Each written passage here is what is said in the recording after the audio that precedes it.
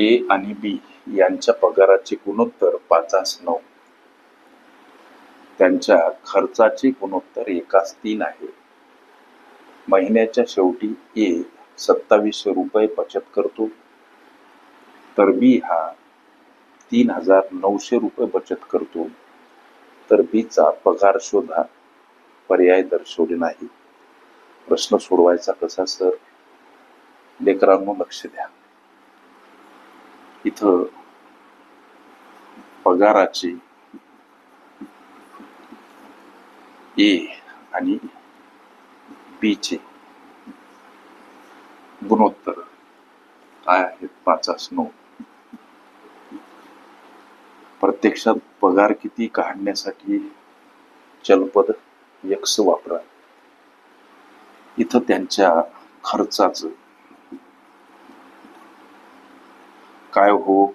गुणोत्तर ए आणि बी च. हे गुणोत्तर लक्षात ठेवा. गुणोत्तर त्यांच्या खर्चाचं गुणोत्तर आहे 1:3. प्रत्यक्षात खर्च किती काढण्यासाठी चलपद y वापरा. आणि ही गोष्ट लक्षात ठेवा, प्रत्येकाचा खर्च किती काढण्यासाठी गुणोत्तरासोबत y गुणिला घेणे. लक्षात घ्या. आणि पगार वजा खर्च बराबर मिळणारं उत्तर बचत. आता या गणिताची मांडणी लेकरांनो लक्षात घ्या.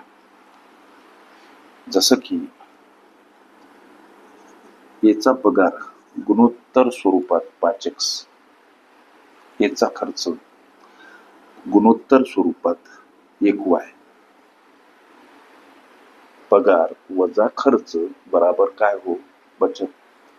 ए 2700 रुपये बचत करतो, म्हणून समोर 2700 हे समीकरण 1 तयार झालं. पुढं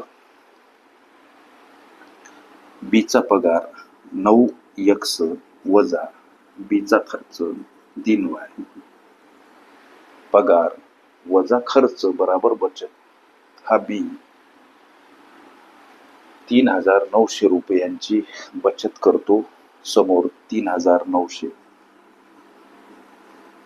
समीकरण 2 तयार झालं. करायचं काय? लेकरांनो लक्ष द्या. समीकरण 1 ला 3 ने गुणा. समीकरण 1 इथं मांडा वाटल्यास 5x वजा 1y बराबर 2700 हे समीकरण 1. आणि याला 3 न गुणा. 3 गुणिला 5x 15x वजा चिन्ह 3 गुणिला 1y म्हणजे 3y आणि 3 गुणिला 2700 म्हणजे 27×3 = 81. त्यावर 2 शून्य हे तिसरं नवीन समीकरण मिळते. मग आता करायचं काय? या समीकरण 3 मधून लेकरांनो समीकरण 2 वजा करा. समीकरण 3 वजा समीकरण 2. समीकरण 3 आहे 15x वजा 3y बराबर 8,100.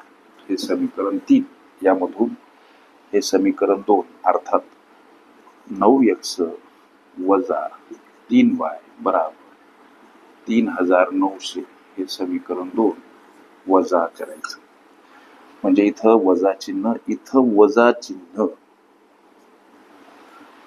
मांडत असतानाचा नियम, 2 चिन्ह जर परस्परांना लागून असतील तर एक चिन्ह हे कंसामध्ये मांडावं लागते.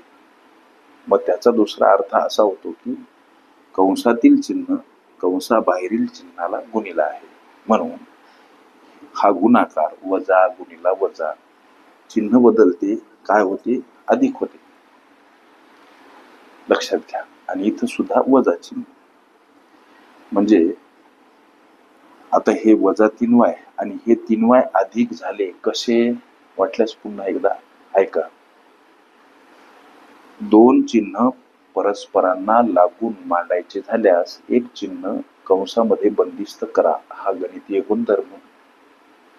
मग आता हे कंसामध्ये चिन्ह बंदिस्त, कंसातील चिन्ह कंसाबाहेरील चिन्हाला गुणिला, म्हणून गुणाकार, वजा गुणिला वजा, अधिक, हे अशा पद्धतीचं चिन्ह इथं येईल. मग आता हे 3y अधिक झाले, वजा 3y अधिक 3y कॅन्सल, लक्षात घ्या. आणि 15x मधून 9x गेले, लेकरांनो किती x राहिले हो? 6x. आणि ही वजाबाकी 100 41 म्हणजे 42. लक्ष द्या. आता x ला एकटं करा, 42 शेकडे, 42 शेकडे जातानी हे 6 भागीला आणि हा भाग जातो 700. x म्हणजे 700. प्रश्न विचारला की ब चा पगार शोधा.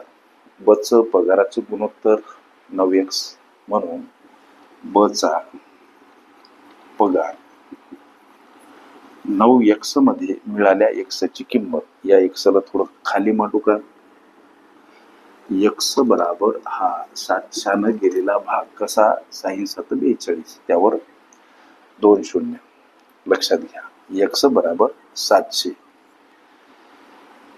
मिळाल्या x ची किंमत या गुणोत्तरात, आणि हा गुणाकार लेकरांनो 6300 रुपये, हे या प्रश्नाचं उत्तर. एखाद्या वेळेस येचा पगार जर का विचारला असता तर येचं पगाराचं गुणोत्तर 5x, या गुणोत्तरात मिळाल्या x ची किंमत मागू, अर्थात 700 गुणिला 5, 3500, हा एचा पगार असता.